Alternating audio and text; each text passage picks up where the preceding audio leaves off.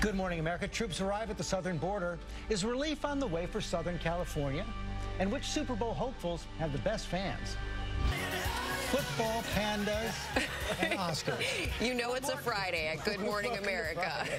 Welcome to Friday. That is all coming up. We begin with the first wave of U.S. troops arriving. All right, George, thank you. We turn now to the latest on President Trump's, and we say hallelujah. Alex, thank you for reporting from that icebox for much of this week.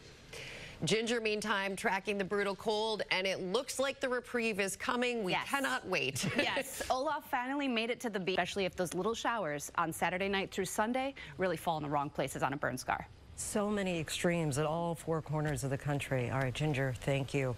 Over to Tom, thanks very much. Will Reeve here at the desk right now. NFL Conference Championships going up this Sunday. What do you got? I got a lot, George. We're ready to go. Hard to believe there's only 3 games left in this NFL season, and the 2 active rosters for these 4 teams this weekend were even alive on that date. Of course, they weren't the Commanders then. No, they were not. Right. And by the way, do you know where that game was played? Detroit. Minneapolis, Minnesota. little fun fact for your Friday. I was outdoors. I didn't get in the stadium, but we did look. But Washington won. We did. And I had a Bills hat. Coming up on GMA this morning, the Eagles fans certainly ready for a big week, but oh my gosh, I mean, come on. And Says we talked 4 times in 15 seconds. Yeah, exactly. Says the girl from South Jersey. Following a lot of headlines. Yeah. And we've got a lot more ahead, including the family of the Menendez. And coming up later, we have an update for you on SoCal Strong. And next, we're live with Superfan. With our football face-off, we are spread out across the country in all 4 NFL playoff cities this morning ahead of the 2 major matchups this weekend.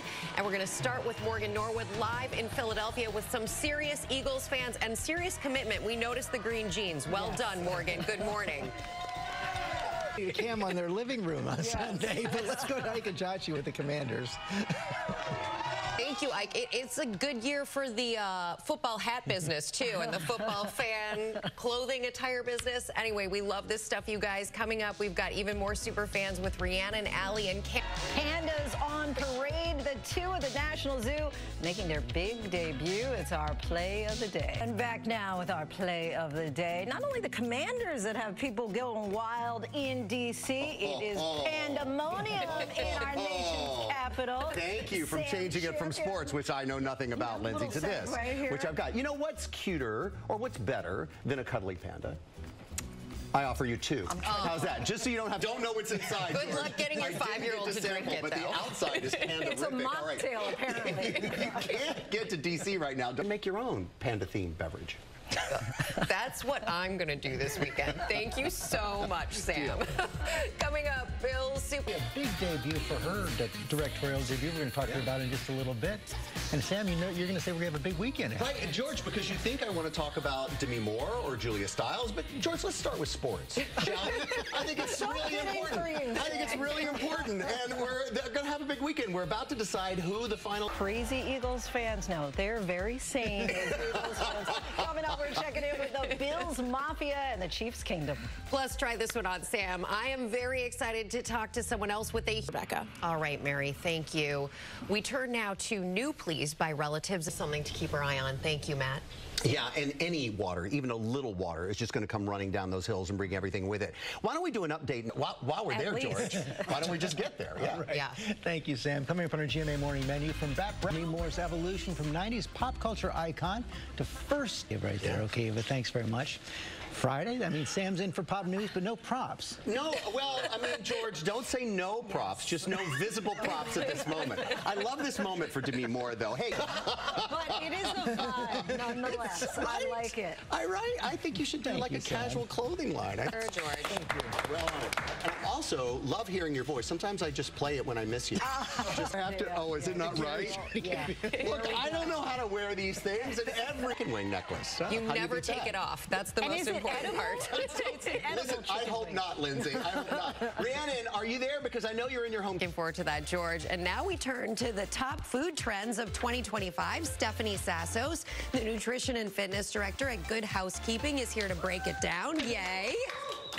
I'm just clearing my throat. Stephanie is looking like a delicious year, and you've got all of the options here for us to make it even more yummy, starting with sourdough, which is really interesting. There's a new take on all of this. Absolutely. So sourdough bread obviously went mainstream during the pandemic, right?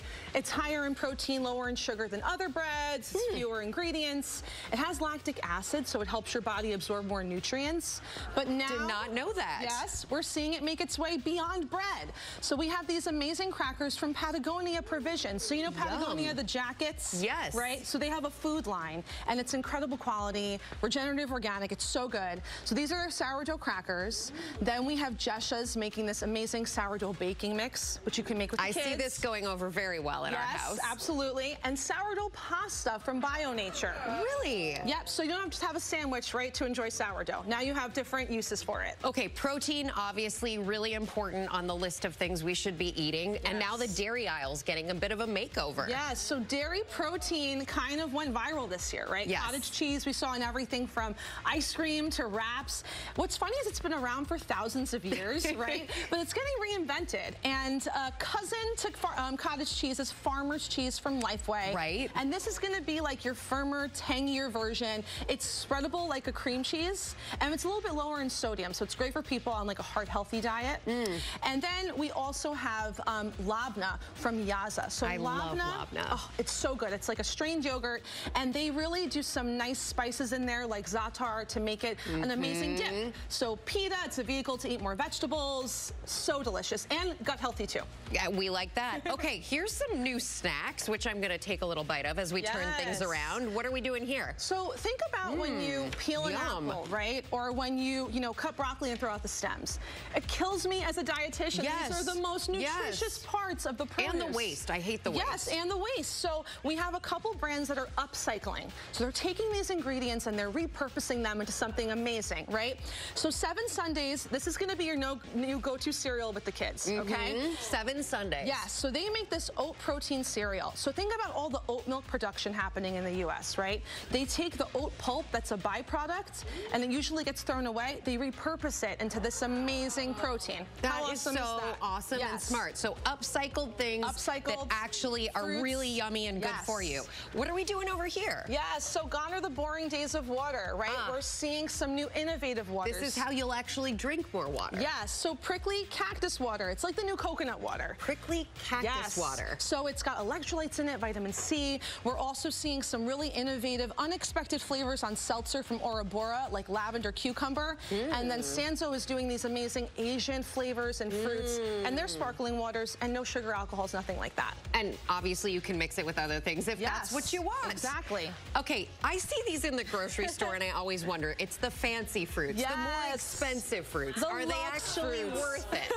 So they're definitely going to be specially grown. They might be imported from, brands like Frida's. So we have the Shine Muscat grapes. It's like the flawless grape you've seen on TikTok, right? We have the Oishi berries. They're going to have this amazing, vibrant, aromatic smell and flavor. They're so perfect. And they're awesome. They're a splurge. But you can also go for something more affordable like the Cosmic Crisp. That's a little luxe and like a perfect apple, but more similar to what you would pay for a traditional apple. And it's absolutely perfect in terms of the sweet tart flavors. So it's sweet and tart. Yes. And crisp. And crisp. Which is really key for me when it comes to an apple. Absolutely, absolutely. Thank you so much, Stephanie Sassos, as always, for helping keep us healthy and giving us some great new ideas for foods. And for more nutrition tips and trends, you can check out Good Housekeeping's website. And to shop all the products here, you can just scan that QR code or go to goodmorningamerica.com. Thank you. And coming up, Julia Stiles. And that is a look at the new movie, Wish You Were Here, the directorial debut of Julia Stiles, known for work in front of the camera. And now she's behind the camera. Welcome. It's great to see you. Thank you so much. I loved watching you watch your work up there. Oh, it makes me so happy. I made that. I made that with a lot of other people, but I made it. Tell us about the story. It's a love story. Truly. Well, I think about my memories of you growing. I feel like I grew up with you. 10 Things I Hate About You, Save the Last Dance. I loved your acting throughout my childhood. Now this directorial debut. And it's only gotten deeper and more meaningful for me in the 5 years since we went into production. And I loved it. And we know that you're a mom of 3, and you've said before that parenting was a training camp for directing. How so? Great quote. I realized that, like, I got on set and I was analogy. Yeah. Distract with snacks. yes, hangry, make sure nobody's hangry. Yeah. So I actually agree with Rebecca. I love you on camera. I think you just light up the cameras, and I remember clearly he loves you. I guess everybody does. I love watching you. I can just stare at her for hours. We all get to watch Wish You Were Here. It is in theaters now. Thank you for coming in. Thanks for having me. Thank you. Let's go to Ginger. Best-selling author. She is here with the new contests. We're very excited for this. Welcome back. Joining us now is New York Times best-selling author Rebecca Yarros, celebrating the release of Onyx Storm. It's the 3rd book in her hugely popular fantasy series. Rebecca, welcome. Thank you. As soon as I knew I was interviewing you, I was excited. Not only a fellow Rebecca, but just all the anticipation for this book, all the excitement around it. For those who aren't familiar, give us a taste of what to expect here. Sure. It's a lot of dragons, a lot of work on those dragons. Yeah. I got a question actually from somebody online ahead of this who said, is it okay if I go straight to Onyx Storm, or do I really need to get the others? No, you really want to get the others first. Okay. Otherwise, we're dropping you right in the middle of a story, and it's going to take you a minute to catch up. Okay, your book has taken the world by storm. The hashtag of your name on TikTok, are you aware of this? A lot of fans are already going wild with their theories online, and I got to ask you a couple and get your thoughts, okay? So first of all, the first fan theory is that the 2 main characters will go back to being. You never know. You've got to arc and romance across 5 books. Arc and romance. Well, that's another point. I'm going to ask another fan question here, but you've got 5 books. Yeah. And you're not there yet. No. We're not there yet. No. We're on this wild ride. All plotted. They're all plotted. So you kind of know where this is heading. Yeah, I had to. Absolutely. We knew we were going to have the top. Know that they're all plotted. I'm going to ask you another question. Yeah. Violet. Okay. Does she have a 3rd love interest? A 3rd love interest? I'm not really a fan of love triangles. I'm just not. You want the purity of the real thing. I'm also going to be writing chapters in Xaden's point of view. Yes? I usually write 1 chapter in Xaden's point of view per book. 1 per book? 1 per book, and then sometimes bonus chapters. I never say never. One person wrote online that they think things are going to get, quote, real bad before they get better. Well, I mean, love at the start of the book, it's addressed to all of the people, that idea of people getting dragged down. How much of that is what you're writing from your own personal experience? Oh, definitely. I was the kid that was caught reading under desks in school, and numbers, 2 billion people talking about all of this and interested in what you're doing. I think the biggest question I've now seen is, will Rebecca Yarros leave us on a cliffhanger in the next book? Oh, that's a definite. Oh, we get a cliffhanger? Definite. How fun is it to write a cliffhanger? I love it. How many times? I picture them. You picture I picture them, but I already know what it is before I start the book, and I drive toward that moment with glee. Iron Flame had a cliffhanger. It did. And you loved that. I did. For Onyx Storm, you say the hardest part of the writing process was the ending. Yeah. Advice, I'm never the only expert in my field. So it was definitely some discussions, but I won. We got the ending. You won. I won. We have the ending. So when you read that cliffhanger, you know. It's all Rebecca. Yeah, you can blame me. 100% blame me. We love it. I highly doubt there will be any blame. There will be lots of praise going forward. Congratulations. Thank you. We're so excited to have you back to talk about the next 2 as well, and everything you're doing. Onyx Storm is on bookshelves everywhere, or you can use that QR code on the bottom of your screen to get your copy now. Thank you, Rebecca. Thank you for having me. And we'll be right back. That's awesome. Thank you. Football. How about our own Eagles super fan? Yeah. Right there, Brad. Fly, Eagles, fly, and a special thanks all.